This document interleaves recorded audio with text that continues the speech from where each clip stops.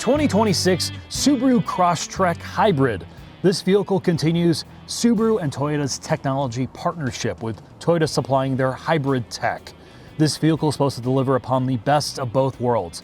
Long-term reliability with Subaru's focus on off-road capability, symmetrical all-wheel drive, and some quirky styling, not to mention some very, very strong residual values. Now, before I walk you through what this thing's like to drive, walk you through the tech, show you the interior space, I think it's important we discuss price. This thing starts at just under $34,000 and maxes out in like the $35,000 to $36,000 range. This is right in line with its nearest competitors, which according to Subaru are the Toyota Hybrid Corolla Cross, the Tucson Hybrid, and the Honda CR-V. All of those vehicles have their unique pros and cons, but Subaru's hoping that its increased ground clearance and its dedicated full-time all-wheel drive system will win you over. Now, from an exterior perspective, it looks like a Crosstrek, which is either A+ or A-, depending on who you are. There are 8 colors for this thing, and it still looks like a Crosstrek. The only way you can tell it's a hybrid is a badge on the back. And they have not screwed with the ground clearance, which is a good thing, 8.7 inches. From an interior perspective, this is more a lifted hatchback than a full CUV. It's not that large, but it's easy to park. It's easy to maneuver. The trunk space with the rear seats up give you about a little under 20 cubic feet of cargo capacity. With the rear seats down, you're looking at like 55, 54 cubic feet of cargo capacity. So smaller than its stated competitors other than the Corolla Cross, but still more than usable enough. And this thing has got great headroom. When it comes to seats, the rear occupants get less space than they do in like a CR-V, but more than in a Corolla Cross. And they do fold down, which is a good thing. The seats are, let's call it, on the medium side of comfortable. Now, when it comes to the front seats, they are long enough. They have reasonable support. I would say they're less comfortable than something like the new seats in a CR-V or a HR-V, but more comfortable than a Corolla Cross's seats. When it comes to actual usability, you have pretty good door storage, a very usable center console space, and just a general airiness to this cabin, which is a good thing. And when it comes to materials, this falls between the Honda and the Toyota. It does not feel particularly upmarket. Well, they try with some interesting plastic textures. It still feels like an Econobox, where I think Honda's definitely attempted to sort of go upmarket with their interior space. The nice thing, though, is because it sort of feels like an older car, all the steering wheel controls are physical. Most of the controls are physical. Really, the only downside to this car, and it is a massive downside, is the infotainment. This is saddled with Subaru's current gen infotainment, particularly when you get this larger screen, which you've seen in other Subarus. I don't know what they did with the Crosstrek. I'm assuming it has less processing power, because this is the worst implementation of it. It is borderline unacceptable. I don't know how they let this out the door. Everything from fan speed to just interacting to the head unit is a slow, cumbersome affair, which is a giant pain in the ass, which is not what a car like this is supposed to be like. And honestly, because of that, I think try to spend a little time with this thing if you are gonna buy one, to see if you can live with it or not. So that, we're gonna head in the shop and put this thing up on the lift. In the shop with the 2026 Subaru Crosstrek Hybrid.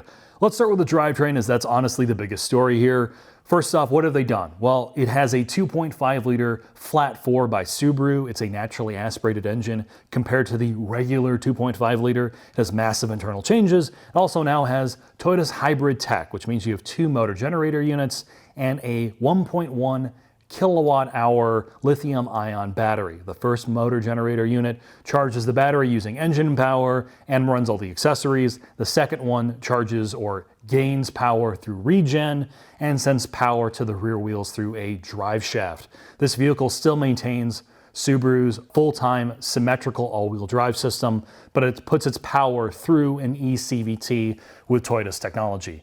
Total system output is just under 200 horsepower. More importantly, you get like, let's say, mid-low 30s on the highway, high-ish 20s in the city, and a pretty decent combined fuel economy. While it is not the same level of fuel economy that its competitors get, Subaru's argument is you get symmetrical, full-time all-wheel drive, which is better dynamically both off-road and in bad weather. And it also gets more ground clearance than all of its competitors, 8.7 inches, which again is not massive, but should do everything you need, camping, bad weather, etc. Now, from a chassis perspective, this is on Subaru Global platform or global architecture. That's highly modular, which means it's strut front, multi-link rear. It's largely steel, though there is some use of aluminum. Mainly, the good part about this is it's very easy to service. Everything's easy to get at least when it comes to the suspension components. It does get unique suspension tuning versus the regular Crosstrek due to its increased mass, and I imagine some of the increased power as well. So with that, let's go take this for a quick drive.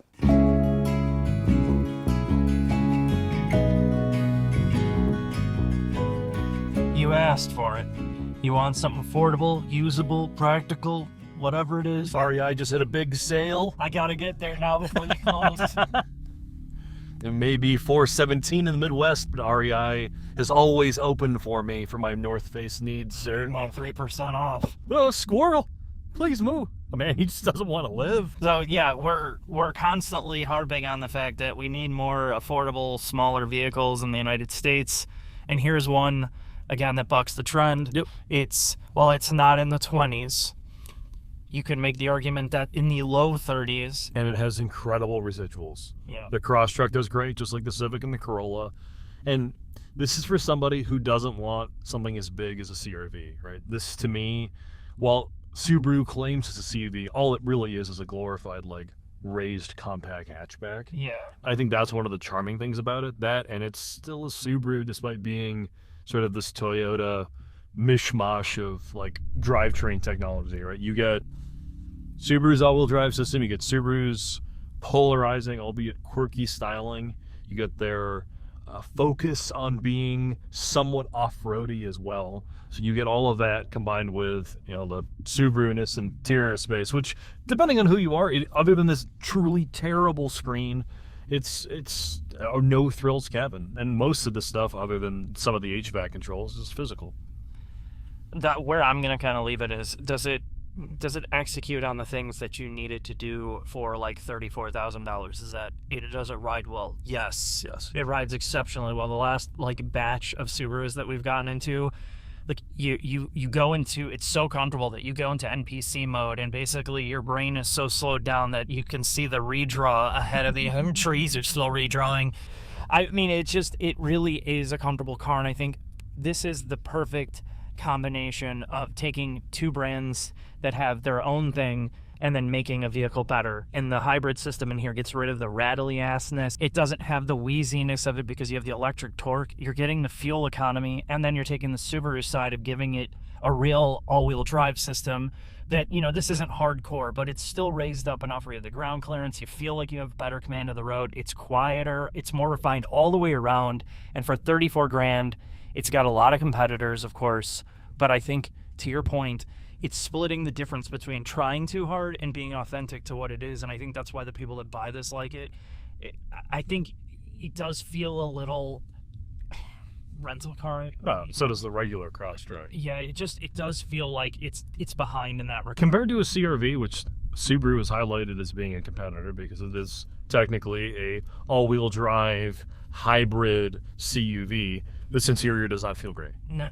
It does not. Pointed out, obviously, when you go in the upper trim, you get this enormous screen, which Subaru is actively now in the next generation replacing it. So if you buy this, you're stuck with this turd. Yeah, it's horrible. It's horrendous. This is the worst implementation of it because it's so... One of the worst infotainments on the market. It just, in another 5 years, you're going to get in here, you're going to be like, oh my God, what were they thinking? You know, it's already at that point now, so you're really going to have to make a lot of excuses for this because so much stuff is in here. But other than that, really, if you're just not interacting with it a lot and you're just appreciating what they did well with the drive experience, this is a great driving, all-season, do-everything car.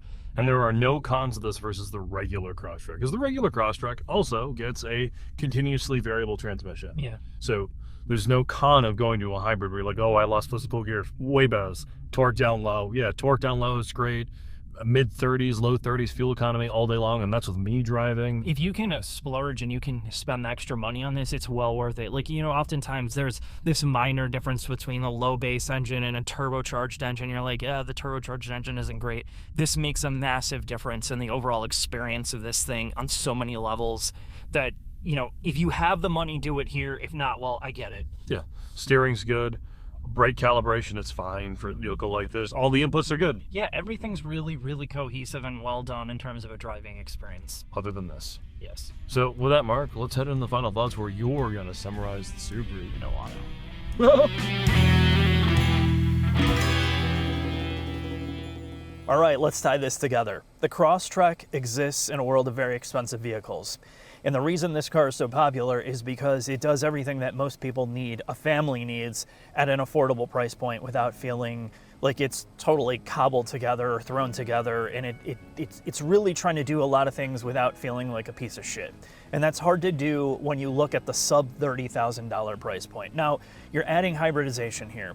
And the hybridization is kind of a dirty word until you bring in the Toyota component of it. You're taking an engine that Subaru has that has a ton of character, but it doesn't have the fuel economy of its competitors. It never really has. So now you're getting the fuel economy. You're getting a little bit of charisma from the engine and the drivetrain. You're getting a mechanical all-wheel drive system that they've been really, really good at doing, and it operates in most conditions. It has the ground clearance of a CUV and then some, and it has a small footprint, so you can city drive this. You don't have to take up a lot of space in your garage, and that's what I really like about it.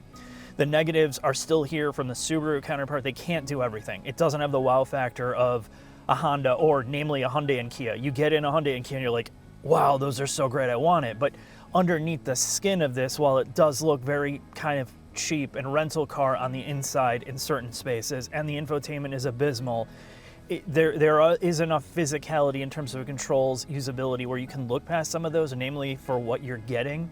It's a really quiet and refined ride. They have the suspension calibration great. It's good over every pavement type. The inputs feel very natural. There's nothing fatiguing about driving this, and it's a car that's going to take you from point A to point B with pets and kids with minimal fuss, and at a price point, I think, in this world that is very digestible. Again, if you're looking for this vehicle and you can afford the extra cash for the hybrid system, I think you're really going to appreciate that. And if you can't, well, just get a regular Crosstrek. Thanks for watching. I'll see you next video.